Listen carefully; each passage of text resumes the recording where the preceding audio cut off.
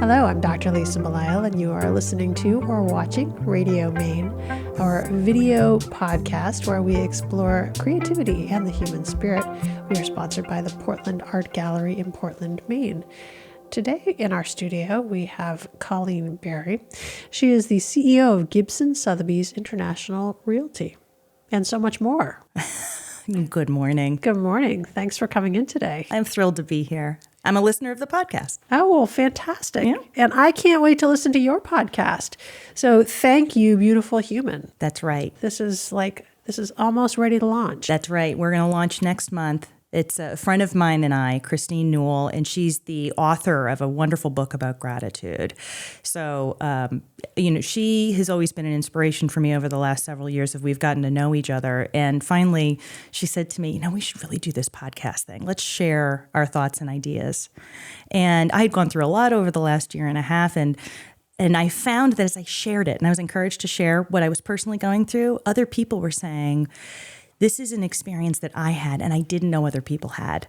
So I saw this as an opportunity for the two of us to share what we're going through as leaders, as mothers, as people, as women who are, going through different stage of life. So I'm so excited to share these conversations that we're having. We had Christine on our show remotely, and she talked about gratitude. That's and right. As a result, I actually every day try to either write a thank you note or send a thank you email. Yes. Because gratitude was always a part of my practice anyway, but I was like, I'm going to make this a little bit more of an actual practice. Yes. And it makes a huge difference. Yeah. Because it focuses your mind in a way that says, thank you for all the things I have, rather than let me stay focused on the things I don't have. That's right. It reminds me of the concept that I read about in a book called The Gap and the Gain, which is really about, we have a tendency, I think, to measure the gap between where we are today and where we want to be, as opposed to measuring the gain of where we've come from.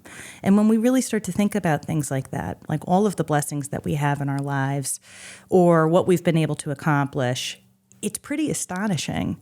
Really, it can be kind of mind-blowing and can help you build the confidence to go into your day with just a little more oomph, a little more strength. So there's a lot to gratitude that I think is hugely valuable to people. Absolutely. And I can't really let you go without telling me a little bit more about what's been going on in the last year and a half for you. I mean, you can't tease us with that, Colleen, and then not actually give a little bit of information. I know you want to save some of it for your own podcast, Sure. but tell me what's been happening. Sure. About a year and a half ago, I was particularly unhealthy, but not by American standards. I'd say I was probably smack dab in the middle of American life. And I wasn't feeling great, but I had an exciting challenge that was coming up at work where two of my close colleagues were headed out on maternity leave. It just so happened at the same time. They were due within a week of each other. And I thought, I've got to get myself into better shape to run this company with the rest of our leadership team. We're going to be down two really valuable, important people. And so I happened to, at that time, also be introduced to a gentleman who a friend of mine said, you might be able to help coach him a little bit. He wants to do some more speaking. He wants to do some other things. And so he introduced me to a gentleman named Aaron Williamson, who actually had been a fitness expert for a number of actors who were getting ready for, like an action hero movie where they have to go from being in good shape but to being in superhero like Superman or Superwoman shape. And so we happen to be talking. His story is just amazing. He had been kind of a troubled kid. He'd gone into the Marines. He found fitness. Then he came home, and like so many other returning servicemen and women, he really struggled with PTSD. He became homeless at one point. And then it was the fitness element that really lifted him out. So I hung up the phone after making a couple of introductions with him, and I thought, you need to get into better shape. And the universe literally delivered this man to your doorstep. You've got to call him back. So I did, and we've been friends ever since, but he helped me really turn my life around. and turn my health around. And so that was sort of the beginning of a journey that then went through a number of different things, personal losses in my family, which became an emotional journey, then a spiritual journey that I would say I'm still on to this day. So it's been really a huge growth spurt, I guess I would have to say, here at the end of my 40s, which I am so grateful for, speaking of gratitude. It's interesting as you're talking that in traditional Chinese medicine, they talk about 7 year for women, 7 years. Every 7 years, you actually transform. Yep. And you're actually, it sounds like you're right on that cusp of a 7-year transition. I would say so. And I have found that to be about right. I remember reading that and thinking that tracks in my experience personally. It's a hard thing, right? I mean, if you work so hard to get to a certain place, then the idea that things could really dramatically shift. Yes. And that now you're going to have a whole new set of challenges potentially. Oh, I totally agree. I think anytime you do a lot of work, it is likely to reveal other parts of you. They could be challenges, it could be, elements that you've been ignoring. And throughout all of that, you could look at it from the outside and say, here's someone who's accomplishing something great, which I truly was with the help of my family and, of course, Aaron and my friends. But of course, every once in a while, something would come up and I'd think to myself, am I feeling this way after doing all of this work? And I've been working with this fabulous gentleman, Andrew Menino. He's a structural integration expert. So he's helping me realign my body. I had a number of old injuries and things that had kind of all gotten me wound up in a way. And I was telling him, I said, I've been kind of feeling down lately. And he said, someone said to me years ago, the water runs dirty when you're cleaning the well. And I thought, that is so appropriate. And it's something, I'm a very visual person, so that resonated with me in a very big way. And I think the act of growth is often pretty complicated and can be messy. And I'm okay with that, but I think it takes having good friends. I have a few really close friends who I can talk to about these things, and they're also going through growth in their lives. So as we're discovering things, we're sharing with each other, and it just sort of is almost like somebody peeling back the curtain, and you go, oh, okay, now that's why I'm feeling that way. So I'm so fortunate because I think this journey that I'm on at this stage in my life, I've got others who are riding alongside. That is really important. I think to know that what you're going through is not unusual. It doesn't in any way make you strange or different or odd.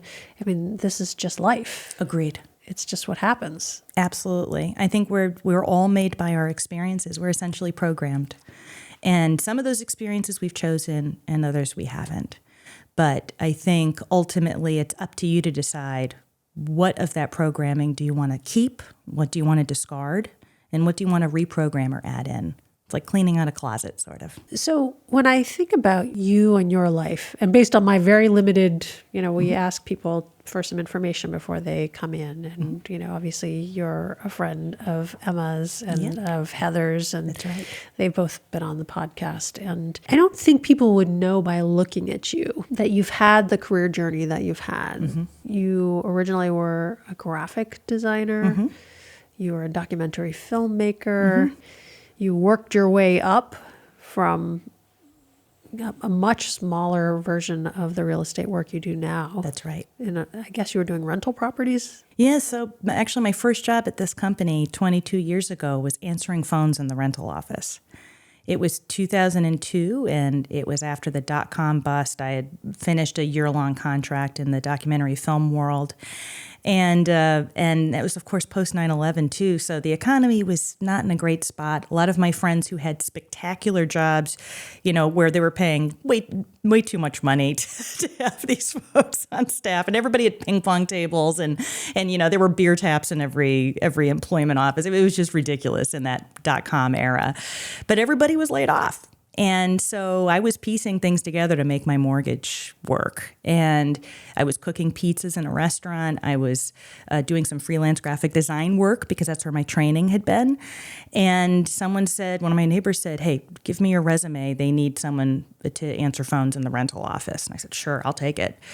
And I did. And through a series of basically saying yes, but also finding mentors within the organization and just trying to do my best to help people, I now am the CEO of the firm. And we're a much larger organization. So we were a 3-office company, and then we were purchased by 2 local businessmen and great mentors, one of whom has become really a family member to me in many ways, Larry. And they helped build the company up. And so we all worked together. And now we have almost 30 offices in the state of Massachusetts and about 500 agents. So it's been quite a journey. But during that time period, I'm a big believer that there are 2 things that will help you generate success. It's skill acquisition. So education is so important, whether you're educating yourself or you're going to institutions for that help. And then the other piece is doing more than is required.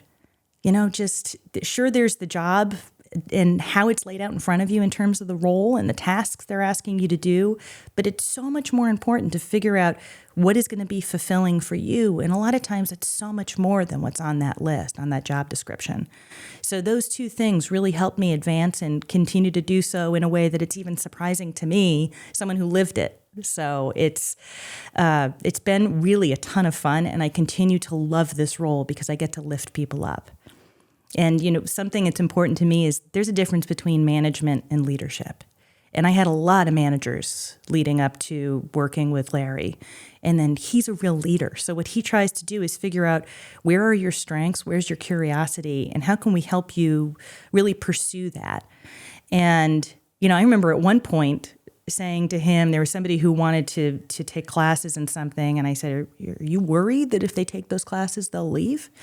And he said, Colleen, everyone leaves you eventually. Management just delays the process. He said, I would rather train them and have them leave than not train them and have them stay. So I've learned a great deal from him and also from the others around me, Michelle, Nicole, all these people who are just so kind and thoughtful and hardworking, and they're really driven to lift other people up. That's such a profound statement. That's so much wisdom. I mean, both what you just said, but also what Larry said. Yes.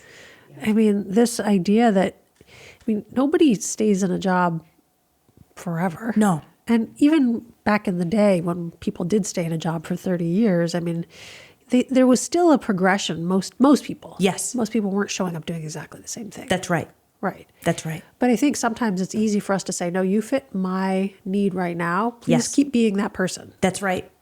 That's right. So how, as somebody who is in leadership, how do you have confidence that by just enabling this individual and working with this person to be the best version of themselves, that, I have faith that it's going to work out the way it needs to? It's a great question. And it wasn't something that was easy for me initially.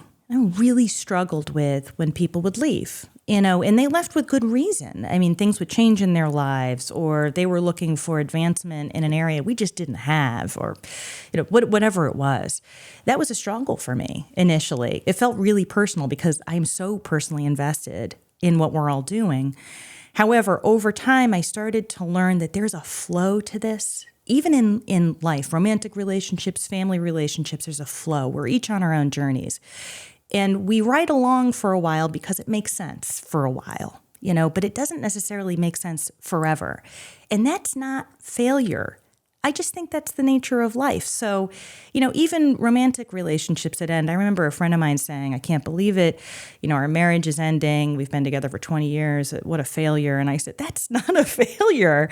I think there was a time where it made sense for them and they were growing together and they had lots of things in common. And then over time, that didn't quite work so well. So now it really made more sense for them to kind of divide and go off on their own journeys. So I think there was a lot of learning during that time period. And again, leaning into my mentors and saying, I can't figure out why I'm taking this so personally. I can't figure out why this is so difficult. It shouldn't be so difficult. And them helping me with little introspection and them sharing their own stories. And that was really helpful for me in sort of recalibrating how I framed those circumstances. I think reframing is hugely important to me when it comes to the experiences that I have. I do it with my son. I'll watch him struggle with something and I'll try to help him reframe it so that the perspective becomes something that is more exciting for him as opposed to a letdown. And that's the way I try to look at these things. I think what you're describing is really important, because we were meeting with the artists actually yesterday, which we do at the Portland Art Gallery. We bring them all together.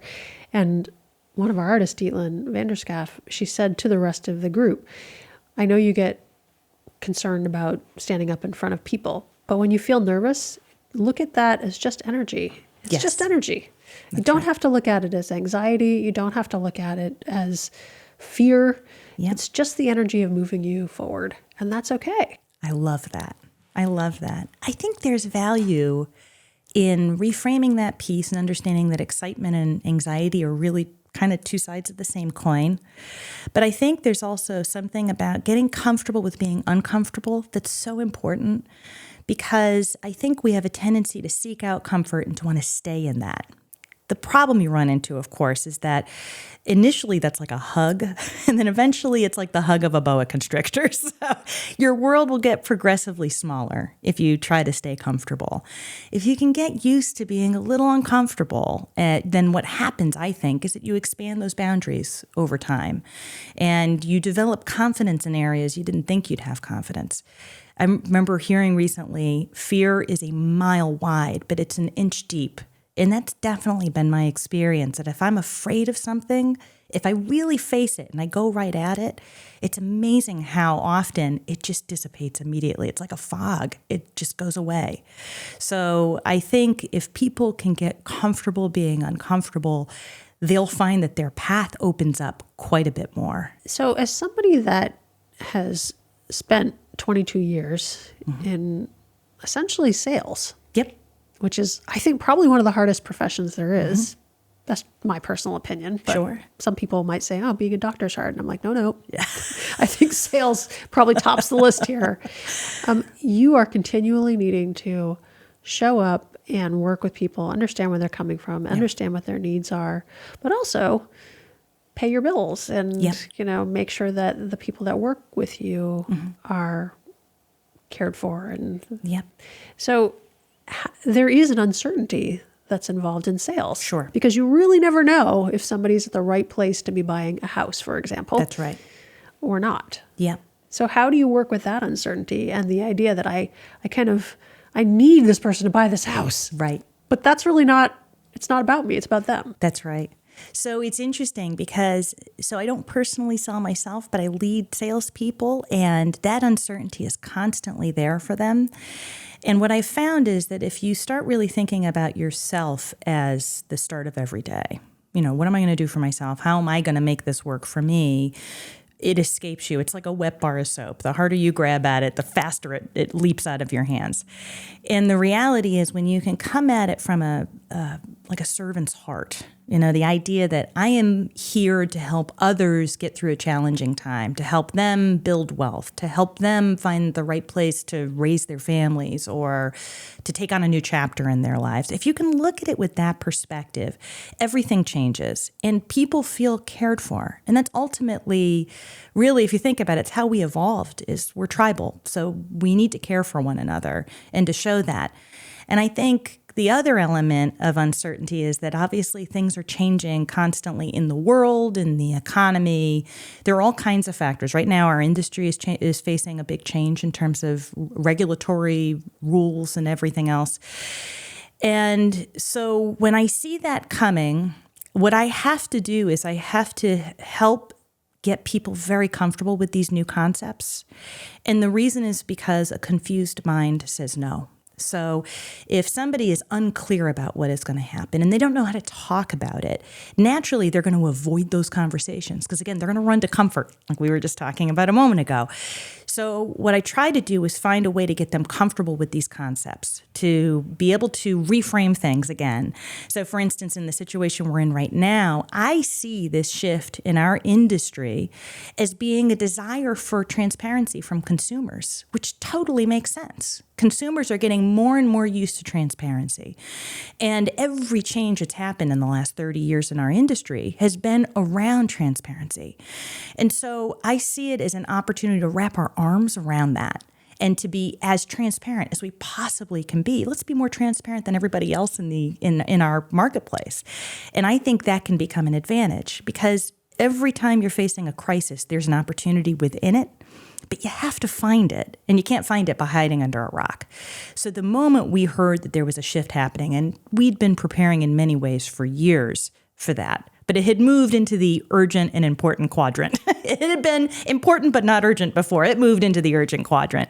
And so we thought the best way that we could help our agents is to get out ahead of it, to explain things, to boil it down, and to help them so that they were comfortable talking about it.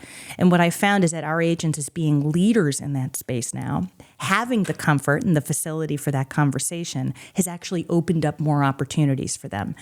So I see my job in leadership as looking at where the challenges are and trying to remove the obstacles. I jokingly call myself the chief obstacle remover. That's really what I do for employees, for our agents, for our clients, is where is there an obstacle and how can I use the resources that we have so that moves out of the way and you can do what you do best. So I really think uncertainty, the challenging elements of sales, it's cyclical. There are all of these things that can be very difficult for people. It's my job to try to smooth out that path, to point out the direction we're going in, and to remove as many obstacles as I can. So as you're talking, and I'm thinking about your past work as a documentary filmmaker and as a graphic designer, part of what comes into my mind is this idea that you're actually kind of shifting people's narrative arc. Very much. So, even though some might look at what you've done and say, well, those are two completely different things. But what you're describing to me on a day-to-day basis is really that. 100%. And you're the only person who's ever raised that. And it is a belief that I have that the graphic design work was really about organizing information for better communication. And I think ultimately it's interesting. I was having a conversation with my friend Heather the other day, and I was telling her, I think I'm discovering that I am a pretty good communicator. I'm pretty good at articulating complicated concepts, some that are emotionally charged. And I actually think that might be the main purpose of my life, is to figure out how to take a complicated issue, one where either people don't see eye to eye, so it could be sort of a negotiation or a mediation or something like that. But I think in many ways it's our own human experiences and trying to help people see that we're really not so different. We're really very similar. And that's why it breaks my heart when you see the way our country has become fractured in the political world, because if we were really just sitting down and talking with each other, we wouldn't have these issues. Because people used to be able to communicate with their neighbors, despite the fact that one voted Republican and the other one voted Democrat. But now we're doing it behind these screens with a degree of anonymity that empowers people to say things they would never say to another human being if they were in front of them. So I think really ultimately communication, narrative, storytelling has become my life's work in many ways, and I think I'm just starting to gain clarity surrounding that in terms of my own personal purpose. That must be such a great feeling. It is. It's a revelation. We were saying the other day as we were talking about it that we think probably almost 2/3 of people just go through the motions of whatever somebody else has told them they're supposed to do. And then there's another percentage who really seek out what they believe is success as defined by somebody else, which can be very heartbreaking. I've met a number of people who have been very successful, and yet what I get from them is, when you get down to it, pain or dissociation from who they are as people, or difficult relationships within their lives because they can't be focused on those things while they're doing everything else. And then there's this other small percentage of us who have realized that that is not where the purpose lies, and that there's meaning elsewhere. So then it becomes a journey of discovery of what is that meaning? What are we trying to do with our lives? What is important? What's valuable? And then leaning into that. And as I said before, that's a messy process. That's not a constantly rainbows and sunshine and flowers blooming everywhere. That's a process where it's hard, you fall down a lot, it's confusing, it's muddy, it can be painful, but ultimately it leads you to a much clearer understanding of the world. And I think as a sentient being, as someone who has the power of thought and reflection and to be able to educate myself in many ways. I think I can't think of a better use of my time left on this earth, but to discover those things and then to share them with others. You've mentioned Heather Shields a few times, and we've brought her on the show more than once. And one of the things that I learned about her after having interviewed her at least twice before, I think, but I finally learned that one of the things that held her back initially was that she had not gone to college. Mm-hmm. And it actually ended up being a source of her strength. Yes. But initially for her, that did not make her feel strong. Right. So I'm wondering what might in your world have been something that initially felt like it was holding you back, but ended up being a source of your strength. Yeah. And, it's so interesting. That experience, I've met several people who have kind of gone through that in the same vein. And they're some of the smartest, most successful people I know.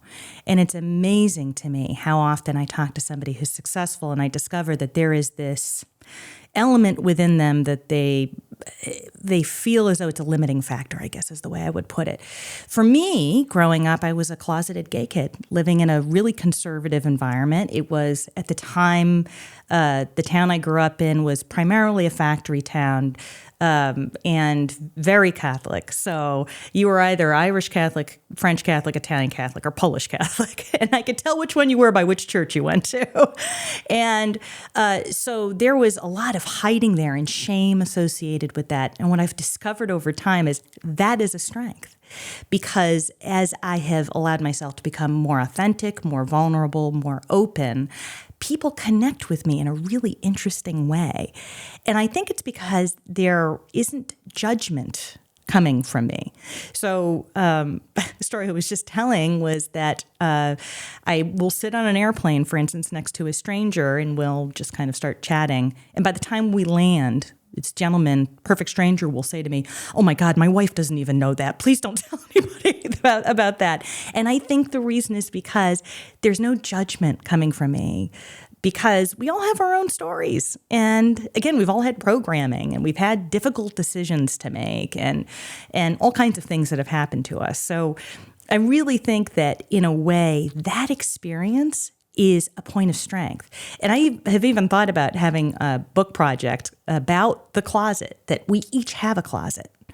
And it's not always about sexuality. It's not always about education. There's something within us that could be a limiting factor, that could be a point of shame or something else. But if we actually put sunlight on it, it's amazing how that can become something that can actually propel you forward.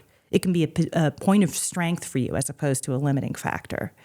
So I think that's really kind of where mine came from. I love that. And I think it's so interesting because you and I grew up roughly in the same time. And so what we have now and people's acceptance of other people is so much far beyond what was happening when we were growing up. You and I were growing up. And I think if you're somebody who didn't go through it, you can't even imagine that this would be the case, that people would judge other individuals absolutely. for being gay or for having other unique qualities. That's right. And it still happens today. Oh, well, of course it does. Yeah. Yes. And we're fortunate, I think, in many ways to live in this bubble of the Northeast where I think many of us have learned to embrace difference. We're interested in diversity. We're interested in having different kinds of voices at the table and not threatened by it so much. But there are still considerations. When I plan family trips, I have to think about, well, is that a place that we really should be going? And what kind of consideration do we need to have? I remember at one point traveling with my son's birth certificate, which had me in there as a parent. My wife had given birth to him. And it was one of those situations where if he's rushed to the hospital, if they're both rushed in, and I need to make choices, I'm going to have documentation, because I had heard horror stories, about people not being able to make those decisions for their loved ones. So I think there are all kinds of factors like this that people sort of forget about. But what's interesting to me is I found when I was emerging from the closet, I had so much shame that I was making other people uncomfortable when I would tell them, because I was uncomfortable. So if you're uncomfortable saying something, you're going to make the other person, the receiver of the news, uncomfortable. But what happened was, as I got more comfortable with myself and I embraced it, I could tell a nun today, and she won't bat an eye, because I'm comfortable with it.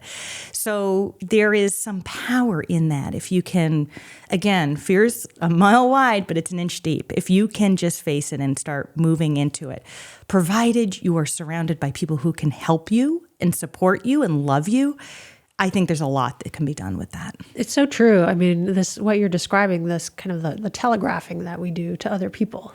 Like, I want you to accept me, but I'm not going to act like I want you to accept me. That's right. And I'm not even sure that it's conscious all the time. So it's hard sometimes because not only do we need people who support us, but we actually need people to reflect things back to us. Yes. And that's an uncomfortable thing to do, is to reflect back to somebody. Did you know that this was the way that you were coming across? That's right. Because it requires a level of trust and Yes. a desire to kind of be in an uncomfortable space. And I think that trust element is huge. I don't think you can overstate that, because working with some of the folks that I work with, we have a sense of trust and love for one another where we can raise things with each other and make each other better leaders. I'll give you an example. I'm a fixer. I'm the kind of person who wants to make things better for you. So if I see that there's a challenge you're having, I'm going to want to rush in and take care of it. I remember a bunch of years ago, we were in a meeting and there was something going on and somebody was a bit overwhelmed with the workload they had. And I said, I'll just take that off your plate and I'll just do it, thinking here I am doing this great thing and they're going to be so grateful for that. And she, after the meeting, said, do you mind if we talk for a minute? I said, sure, absolutely. She said, do you know how in that meeting you said you're going to do that project for me? I said, yes, thinking that the next step was she's going to say, thanks so much for that because I'm overwhelmed. And she said, that made me feel as though you don't have confidence that I can get it done. And I thought, oh my God, that is the last thing that I wanted to communicate. That is not where I wanted to end up. So I was so lucky that she had the trust in me to be able to say that to me, because now I think about things a little differently. Doesn't mean I haven't made that mistake over again, because I'm sure I have, but at least I'm more aware, which allows me to make better decisions. And, to your point about telegraphing things, when I have conversations with people that I think might be difficult, what I will do is actually try to imagine the best possible outcome before I go into the conversation. Because if I go in with fear and apprehension or tension of any kind, they're going to feel that. Now the two of us are going to be locked in this dance, right? So for every step I make, the other person's going to make a step in return. So if we can go into it with care and with a very clear understanding of what our intention is, I think you have a better shot at having a great outcome. When I work with people and they are concerned about having what has been recently has been called a crucial conversation. Yep. Love that. Yes. And I think it's a great term. And obviously there's a book written about it. There's all kinds of programs that are out there on the specific topic. I think people do go in and they're like, And I think if you go in, you assume that you're not going to be able to get to the other side, or you assume you know where that other person is coming from. That's right. Then can cause more problems up front than you really need to create for yourself. 100%. Our brains are like GPS systems. So if the destination in your head is one of this is never going to work, and at the end of this, we're going to hate each other and they're going to leave or whatever it is, that's what you're going to drive toward. But if instead you say, the two of us are intelligent, caring people, we're both coming at this from different perspectives. We've got to hear what the other person and understand what the other person is going through, and we'll find a solution together, then that's where you'll probably land. So I think so much of what we're able to accomplish in life really relies on what our intention is. It's funny, I've had people say, oh, you seem so comfortable in this difficult situation. What they don't know is I rehearsed it in the car the whole 45-minute drive over. I had a crazy person conversation with myself. I just assumed the other motorist on Sturo Driver thinking she must be on the Bluetooth in her car. But I am having an animated conversation trying to understand how we can get to a really good space together on something. So I genuinely speaking, have trust in other people, that they're good and doing the best they can with what they've got. So that is also very helpful for me, because rarely do I think, oh, someone's coming in with this with terrible intentions. I'm thinking they're coming in with a set of their own challenges. So how can we sit together and listen to each other, or go for a walk together, by the way, which can work better sometimes, and listen to one another and then come to a solution. And it typically will work. This idea of kind of practicing what you're going to be stepping into, I think is really powerful. And I know that when I am doing coaching and mentoring with leaders, that is one of the things that I will suggest that they do is, well, why don't you practice going into whatever it is you're going into? Because then if you keep practicing it, you're going to actually reprogram your brain in a different way. And it's going to feel more comfortable to you. That's right. It's like what you were talking about with like restructuring your own body physically. That's right. It's not that different. You're just building a different type of muscle. It's more mental, emotional, sometimes spiritual. I'm a big believer that a lot of times when something's uncomfortable, it's just because it's an unused muscle. That's all it is. We have, and if you even look at things like epigenetics, that's where it gets really interesting, but we all have the wherewithal to do things. It's just a matter of, have we ever done it before? That's why I think skill acquisition is a way to reframe all of those things you don't know how to do.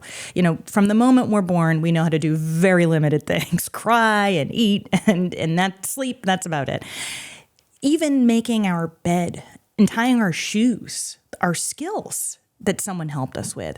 So when someone says, oh, I can't do that, I'm not qualified, I think to myself, it's just a set of skills you have to bring on. I have been totally unqualified for every job I've ever had. And I've gotten to the point now where I think, okay, here we go. We're going to do this again. But what resources am I going to call upon in order to be able to add those skills in? What people can I learn from? And it might even be a mentor who you've never met. I think you can get mentorship from people by mirroring what they're doing. And so I think in any case, you know, that unused muscle, it's just skill acquisition. And if you need to rehearse it on your own when you're by yourself, maybe you do it in a room with closed doors so nobody else can see you. But you have an opportunity to kind of play that out a little bit, which will make it a little more comfortable when it happens. Yeah, so that skill acquisition, if you look at it that way, and you're looking at it as having a growth mindset, you know, we're taking this as a learning opportunity. I'm just not there yet. That's right. I mean, that's so different than turning it back on yourself and being judging. You know, that's right. Why can't I do this? I must be a bad person. Yep. I'm not smart enough. Yep. All the things that could float around in our heads versus, well, I just haven't done this before. Or That's I right. haven't done it often enough. That's right. And I think, you know, there are some people who were born with these tremendous innate talents, and we're all in awe of them. But oftentimes, if you really lean in and hear their story, you hear that they show up to the court before anybody else and they leave after everybody else. Or they're constantly reading books to try to help enhance their leadership skills or what have you. So I think really ultimately we have to be kind to ourselves and give ourselves a little grace when we're trying to learn something new. It's brand new. You can't be expected to be a master the first day. So I try to give myself a little grace. I beat myself up a lot. I know I do. But I've got good people around me that I can check. You know, I just did it yesterday. I was talking to our COO and I said, God, I hope I didn't squish that person's idea. And she said, no. She said, you're remembering this twist in a kind of a twisted way. She said, you explained why we were landing there so that she understood our culture. She's a new employee. And now she understands our culture. That's going to help her develop that kind of decision making. So she said, you didn't squish her. So here I was just beating myself up. Oh God, did I kind of quench her fire there? She had a little fire in her belly. Did I kill that? So I think we all tend to do that.